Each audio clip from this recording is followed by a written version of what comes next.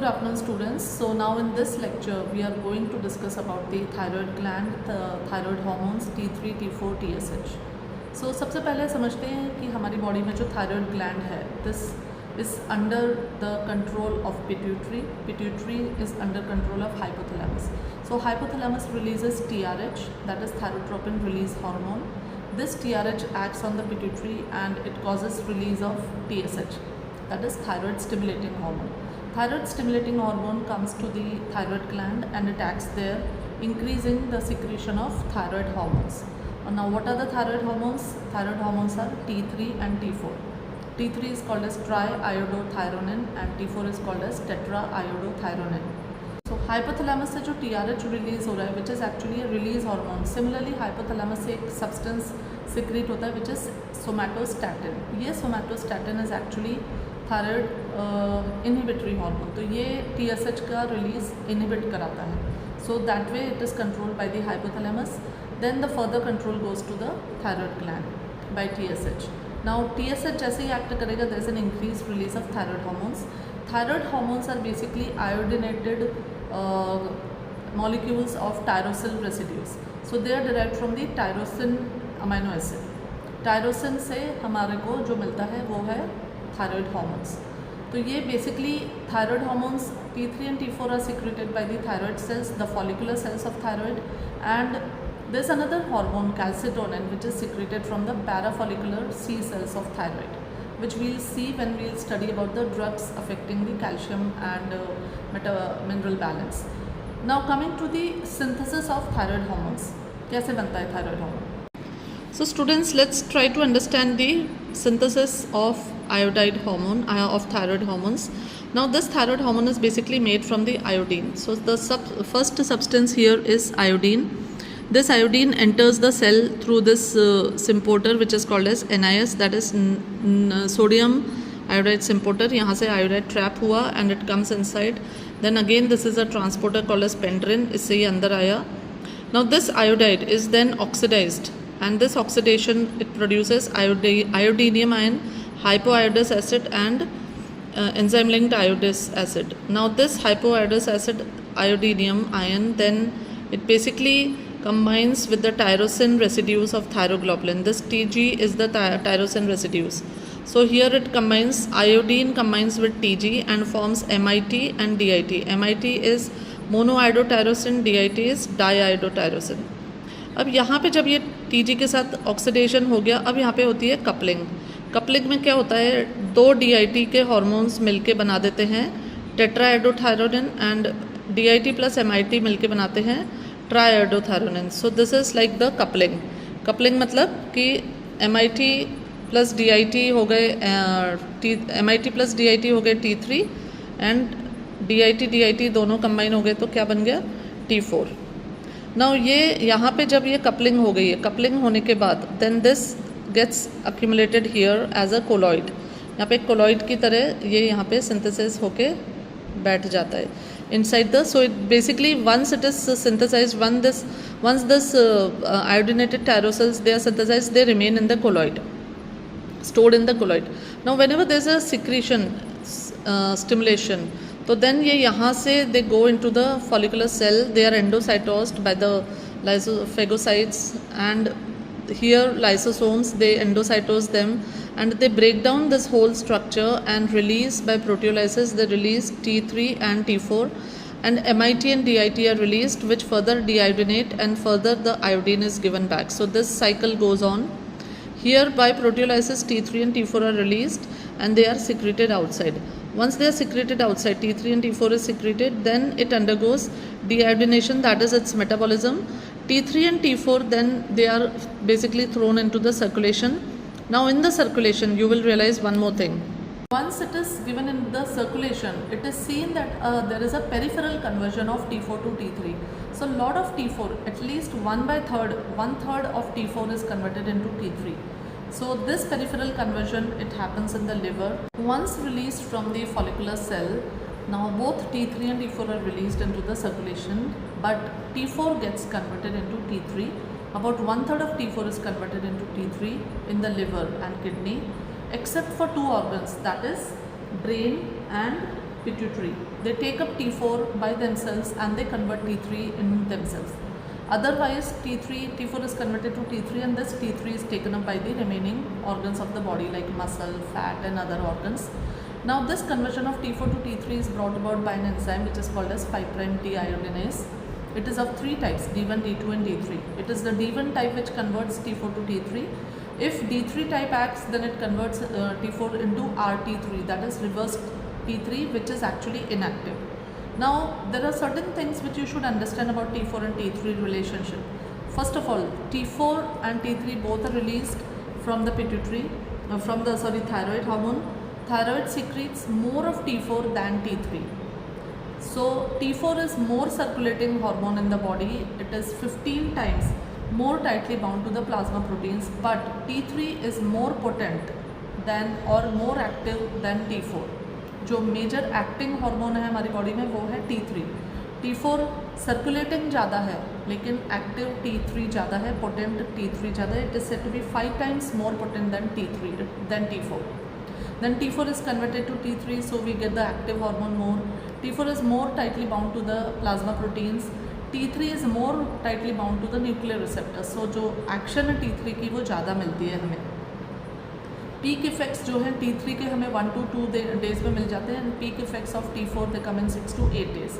So these are basic differences between the thyroid hormones which are normally asked in the NEET exams also. So these fundamentals should be clear to you. अब हम आते हैं इसका जो synthesis हो गया, secretion हो गया. सिक्रेशन होने के बाद ये सर्कुलेट होता है प्लाज्मा में and it is circulated. Thyroid hormone is bound to the plasma proteins. There is TBG, that is thyroid binding globulin.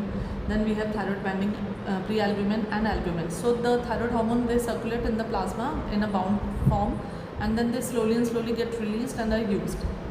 Now metabolism is very simple. It is by deiodination in the liver, and thyroid hormone shows enterohepatic recirculation. Enterohepatic circulation का मतलब क्या है? That it goes in the liver for metabolism.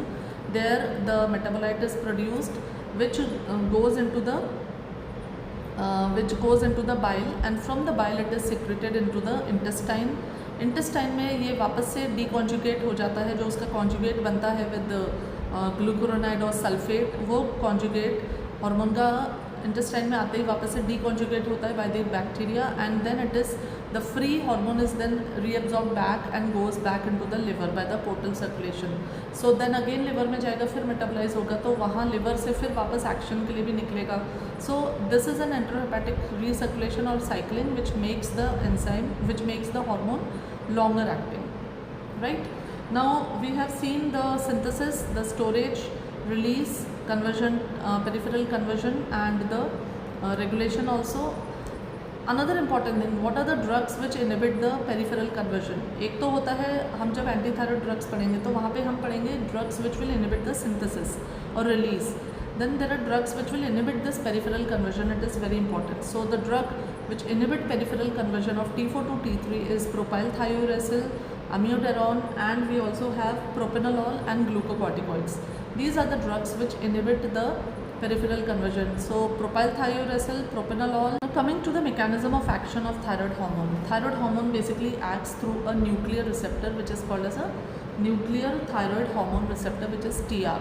This receptor is present inside the nucleus. So thyroid hormone T3 and T4, they both enter into the cell, and वहाँ पे लेकिन nuclear receptor से attach जो है T3 करता है, and then it further changes the transcription and translation, protein synthesis, etc. Now another thing important is that lot of actions. What are the, first of all, okay, let's see what are the mechanism of actions. What are the this is the mechanism. What are the pharmacological actions of T3 and T4? So first effect of T3, T4, both the thyroid hormones is growth and development of the body. सबसे important है, जब भी अगर कोई patient hypothyroid होगा, so in hypothyroidism there is a lack of growth and development of each and every organ of the body, including the brain. So mental retardation is one specific feature of thyroid hormone deficiency. In children it is called as cretinism. In adults it is simple hypothyroidism. In children, if there is cretinism, then because of the impaired myelination and paucity of ramification of axonal and dendrites, and there is a synapsis नहीं बनते, इसके कारण जो intelligence है, जो mental growth है, वो बच्चे की रिटार्ड हो जाती है. and this is irreversible. In adults also, if there is hypothyroidism, then intelligence is less, slightly understanding is less, sluggishness होती है. So thyroid hormone basically manages or maintains the growth and development of all the organs of the body. The second major action on metabolism. Now thyroid hormone causes lipolysis and increase in free fatty acid. It increases the uptake of glucose by the cells, but there is increased gluconeogenesis and glycogenolysis, which results in a hyperglycemia-like state or a diabetic-like state. On proteins, thyroid hormone causes increased catabolism. So it is seen that when a person is hyperthyroid, then usually there is a loss of weight in that person's body. So it causes increased synthesis of proteins also. Then calorigenesis is another effect. It increases the body temperature, increases the body metabolic basal metabolic rate. It is seen with the thyroid hormone. Then on GIT, it causes propulsion, that is diarrhea kind of condition. On skeletal muscles, it is seen that in myxedema, that is hypothyroidism, there is sluggishness and decreased muscle tone, while in hyperthyroidism there is an increased muscle tone. Then effect on CVS. Now thyroid hormone is said to increase the heart rate, contractility, force of contraction. It basically increases the activity of the heart. Most of this action of arrhythmia and nervousness, palpitations, tremors, hyperglycemia, they are usually mediated by the action. They are the effect of T3 receptor, T3 by acting on the receptor. Then what is the action on CNS? We have seen it basically, it's very important for maintaining the intelligence, alertness. That is the function of the thyroid hormone. Pregnancy, again thyroid hormone plays a very important role. It is seen that hypothyroid females, they don't become pregnant, and to have a pregnancy, person has to be euthyroid or normothyroid. So these are the various effects of thyroid hormone. On kidney, it causes increased urine flow, and it causes on blood, it basically results in a sort of anemia. So these are the pathophysiological or pharmacological actions of thyroid hormones and how it acts. Now the preparations of thyroid hormone, we have levothyroxine, that is T4, and we have leothyronin, which is T3. Let us see what are the uses of these two hormones. To the uses of thyroid hormones, तो सबसे पहला use होता है इसका cretinism में. Now cretinism होता है छोटे बच्चों में, बिल्कुल जन्म लेते ही जो बच्चे में न्यूनेटल हाइपोथायरॉयडिज्म है, that is cretinism. So here we have to start with the thyroxine therapy in very low doses. It is started. Thyroxine 8 to 12 microgram per kg is given daily. Early screening of neonates is very important in diagnosing hypothyroidism. The second use is adult hypothyroidism. Now there are two types of hypothyroidism found in adults. One is a clinical hypothyroidism where the patient is having features of hypothyroid, and there is subclinical hypothyroidism where T3 is normal and there are no symptoms also, the patient is euthyroid but the TSH is raised. So in both these cases we give L-thyroxine, that is T4. So L-thyroxine is the therapy of choice in hypothyroidism. It is started at a low dose 25 microgram or 50 microgram and can be raised till 100 or 120, 150 microgram. Then there is myxedema coma, which is actually an emergency. It has to be rapid. Thyroxine has to be given to that patient. Now, although leothyronin is said to be more effective, more faster acting, but it has a tendency to cause arrhythmias and all. So we usually give thyroxine to the patient intravenous 200 to 500 microgram followed by 100 microgram IV. So this is the therapy that is given in myxedema coma, which is an emergency. Rapid deterioration होता है patient का, and so you have to institute IV therapy to that patient. Then it can also be given, thyroxine is also given in other cases like goiter. Now goiter is present usually when the patient is euthyroid, everything is normal, but because initially due to deficient production of thyroid hormone there was an increase in TSH which caused an increased size of the thyroid gland. Now thyroid production is normal in this case. In this case, if you will give T4 therapy, then slowly and slowly there will be a regression of the thyroid nodule, thyroid endemic goiter, thyroid goiter also. Then the next use of thyroid hormone is in nodules, thyroid nodules. There also it is seen that institution of T4 therapy causes regression of the nodule. Then papillary carcinoma of thyroid is also said to be benefited by the starting of T4 therapy, thyroid hormone therapy. So these are the various uses of thyroid hormone. Then there is a small paragraph on National Iodine Deficiency Program, DDP, National Iodine Deficiency Disorder Control Program. So here it was basically initially started in 1983. Universal salt iodinization was started. I think you will study about it in PSM also, that because of the deficiency of iodine in the diet, there was a endemic goiter was present. So in that case, the salt was iodized, and it was a very cheap solution to the whole problem, and it almost eradicated goiter from the population. The initial goal was to reduce the prevalence to less than 10% by year 2000, and this goal was met. So this National Iodine Deficiency Disorder Control Program you will read about in the community medicine also. Now coming to the thyroid inhibitors. So what are the drugs, or we call them as anti-thyroid drugs. अब anti-thyroid drugs हम कब देंगे? Hyperthyroidism में देंगे, right? So now अभी हमने पढ़ा treatment of hypothyroidism by thyroxine. Now we will study the treatment of hyperthyroidism by anti-thyroid drugs. So what are the categories of anti-thyroid drugs? Let's see that. So these are the thyroid inhibitors. Now see, the drugs are classified as drugs which inhibit the hormone synthesis. So जो हमने synthesis of hormones देखा है ना, तो वहाँ पे जो thyroid peroxidase enzyme है, जो कि ये पूरा oxidation, coupling, organification करता है, उस एंजाइम को इनहिबिट करती हैं thyroid peroxidase को, which is propyl thiouracil, methimazole and carbimazole. Then drugs which will inhibit the iodide trapping. Now what are the drugs which inhibit the iodide trapping?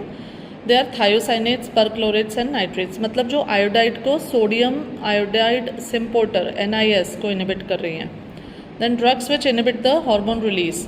So these are the drugs which basically inhibit the release of the hormone. मतलब जो release हो रहा था वहाँ से follicular cell से, उस release को ये इनहिबिट करा देती हैं.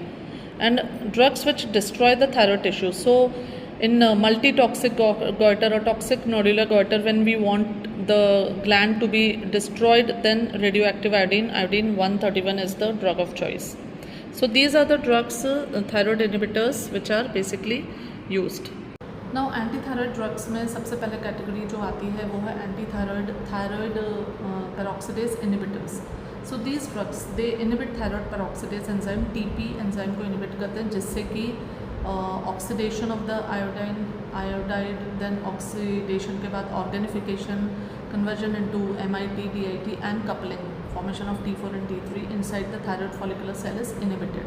And these actions are brought about by the thyroid peroxidase enzyme, which is inhibited by the anti-thyroid drugs. So we have three drugs in this category: propyl thiouracil, carbimazole and methimazole. Now methimazole is actually a metabolite of carbimazole. तो अगर हम देखें तो हमारे पास दो दवाइयाँ हैं, propyl thiouracil and carbimazole. Now these two drugs have differences. First thing, propyl thiouracil also causes peripheral conversion of T4 to T3, which carbimazole doesn't do. Propyl thiouracil is the more circulating, it has got a higher plasma protein binding in the body, while carbimazole has got a low protein binding. Then propyl thiouracil doesn't cross the placenta. So it is the drug of choice in the first trimester of pregnancy. Carbimazole and methimazole is not given in the first trimester of pregnancy because there is an association of embryopathy with carbimazole and methimazole. So in the first trimester of pregnancy we give propyl thiouracil because its placental transfer is very low, so it doesn't cross the placenta. After the first trimester of pregnancy, carbimazole can be given to the patient because then there are chances of liver failure due to propyl thiouracil. Propyl thiouracil causes hepatotoxicity, while carbimazole causes agranulocytosis. These are the serious adverse effects associated with them. Potency is more of carbimazole than propyl thiouracil. Propyl thiouracil has a less potency. Then peripheral conversion, I've told you, it happens with PTU, and dosing is more required in propyl thiouracil than in carbimazole. We need 2 to 3 drugs. Now the uses of these drugs is mainly in thyrotoxicosis. Now that can be because of Graves' disease, that can be because of toxic nodular goiter. Now in Graves' disease, when it is given as a definitive therapy, and on starting these anti-thyroid inhibitors, anti-thyroid drugs, it is seen that within 1 to 2 weeks the patient gets benefited. Remission occurs within a period of 1 to 2 years, and after that, if the patient is normal euthyroid, then the drug can be stopped and it can be seen if the patient doesn't become hypothyroid again. If it is a toxic nodular goiter, then in that case these drugs are not very effective. In that case we have to use surgery or radioactive iodine. Now before the operation, pre-operatively thyroid, these anti-thyroid drugs are given so that the size of the thyroid gland becomes small, the vascularity becomes less, and जो एक frank hypertoxicity और hyperthyroidism हो रखा है, hyperthyroidemia हो रखा है, वो कम हो जाए. So these drugs are used pre-operatively to reduce the size of the toxic nodular goiter. After that, even during thyroid storm, propylthiouracil is given with propranolol, because propranolol will reduce the sympathetic symptoms associated with hyperthyroidism, and propylthiouracil will inhibit the conversion of T4 into T3 in the peripheral tissues. So propylthiouracil is preferred in the thyroid storm. Along with iodine 131, these drugs are given to a patient. Now they are given initially, then there is a gap of 1 to 3 weeks, then iodine 131 is given, then these drugs are again started after 5 to 7 days, and then once the effect of iodine 131 comes, then these drugs are stopped. So this is how they are given with iodine 131 also. Now what are the benefits of anti-thyroid drugs over iodine 131 or surgery? So first of all, what are the benefits of anti-thyroid drugs over surgery or iodine 131? The benefits are that first of all, there is no surgery scar. Then secondly, the compliance is better. Iodine 131 is contraindicated in pregnancy. Iodine 131 cannot be given in children. So there, this drug can be given. This drug can be given in pregnancy, in children also. Then next thing is iodine 131 causes a irreversible hypothyroidism. So then sometimes the patient has to be given thyroxine for the lifelong. But these drugs, anti-thyroid drugs, they cause hypothyroidism which is reversible. So if there is a chance of hypothyroidism, then you can reduce the dose of these drugs, or you can start with the thyroxine hormone therapy. Then these are the benefits. The disadvantages of these drugs is that prolonged treatment is necessary. Sometimes that results in a less compliance of the patient, and then the adverse effects and risk of drug toxicity is always there. The next category of drugs, anti-thyroid drugs, is iodine and iodides. Now iodine and iodide, it is said to be paradoxically acting on the thyroid gland and inhibiting the formation of thyroid hormone. Now excess of iodine or iodide, whichever we give in the intestine, it is iodine also is converted to iodide. Then when they are absorbed, then it is said that they actually have many effects on the thyroid hormone synthesis. First of all, they cause a kind of thyroid constipation. मतलब जो अंदर follicle के अंदर जो thyroid hormone है वो बाहर release नहीं हो पाता, वो निकल ही नहीं पाता, वहीं के वहीं रहता है. So this is basically they are inhibiting the release of thyroid hormone from the follicular cells. So that is thyroid constipation that they cause. Then they also cause inhibition of iodide trapping. Excess of iodide inhibits the basically symporter, जो NIS सिम्पोर्टर है उसको inhibit करता है iodide पकड़ने में, तो iodide trapping को inhibit करते हैं. And also it is seen that excess of iodide it also reduces the T3 and T4 synthesis. So this is a Wolff Chaikoff effect, and that is also seen with them. Now these drugs, when you give them to the patient, initially they will completely reduce hyperthyroidism. सब तरफ से thyroid hormone का synthesis बंद हो जाएगा, and within 10 days, within how many days? Within 10 to 15 days the peak effect will come, but then an escape occurs. What happens? Thyroid escape. जो भी effect इसके ये इनहिबिट कर रहा था थायराइड, आयोडाइड और आयोडीन, ये एकदम से ख़त्म हो जाती है, इनकी एफिकेसी ख़त्म हो जाती है, and the hyperthyroidism returns with the vengeance, क्योंकि ऑलरेडी भरा हुआ है उसके अंदर थायराइड हार्मोन, वो एकदम से फिर निकलता है, and then it causes severe hyperthyroidism. So these drugs, iodide and iodine, they are given only for a very short duration of action. सिर्फ 10-1 दिन के लिए आप इसको दे सकते हो. You can not give it as a permanent therapy to the patient. Now what is the preparation here? It is Lugol's iodine. Please remember, it is asked as a question in the NEET PG exams. Lugol's iodine is 5% iodine. Lugol's iodine is 5% iodine in 10% of potassium iodide solution. That is Lugol's iodine.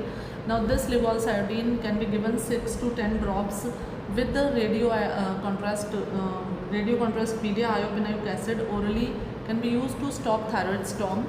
Then this Lugol's iodine or thyroid can be given in pre-operative preparation for thyroidectomy in patients who are having toxic nodular goiter, just to make the goiter less vascular, less firm, and more firm and less vascular and easier to operate upon. Then this drug can also be given as an antiseptic prophylaxis of endemic goiter. A very interesting use is used in nuclear war, nuclear accident. So it is given to the military or paratroops to initially, so that when there is more iodine in the bodies, they will absorb less of radioactive iodine. So it is given in the nuclear fallout or nuclear war conditions. Then a chronic overdose of these substances can result in situation which is called as iodism. Iodism में क्या होता है? There is excessive secretion, rhinorrhea, lacrimation. Then there is sneezing, swelling of the eyelids, burning sensation in mouth. So this is chronic iodine overdose, which is called as iodism. इसमें the therapy is to stop this preparation, stop iodine exposure. Symptoms they will regress on reducing the exposure. Adverse effect में acute reactions में होता है swelling, angioedema, swelling of the lips, swelling of the face, fever, joint pain, petechial hemorrhages are seen. You have to stop immediately this iodine. So these are the important parts related to the iodine or iodine. The last antithyroid drug is iodine 131 or radioactive iodine. Now radioactive iodine basically when it is given to the patient, then it basically the radioactive iodine concentrates inside the iodine, inside the follicular cell. It gets absorbed into the cell, follicular cell, and it stays there and starts emitting radiation from within. तो उससे क्या होता है, जो पूरा cell होती है वो नेक्रोसिस हो जाती है, undergoes pyknosis, necrosis followed by fibrosis. So basically when you are using radioactive iodine, it is causing a permanent effect. Then that cell is not going to function afterwards. So in a way radioactive iodine के use से हमको एक hypothyroidism मिलेगा. It is difficult to maintain euthyroidism. थोड़ा सा hypothyroidism हो जाएगा, and for that the patient has to take thyroxine throughout the life. So this radioactive iodine therapy is given in toxic nodular goiter in a patient who is not ready for a surgery or who cannot be undertaken for surgery. Old patients लिए जाते हैं, not young patients, not pregnant patients, they are not taken for this type of therapy. And hypothyroidism जो होता है उसमें आपको iodine 131 देना ज़रूरी है. It can also be used in metastatic carcinoma. Then the last part of this thyroid hormone is propranolol. Now how propranolol is effective in thyrotoxicosis? Propranolol is effective in thyrotoxicosis because it reduces the adrenergic receptor sensitivity to thyroid hormones. So it reduces the sympathetic symptoms of hyperthyroidism like tremors, palpitations, arrhythmias. Those symptoms are reduced. Sweating, all these symptoms are reduced. So in thyroid storm, thyrotoxic crisis, propranolol is the drug of choice along with propylthiourine.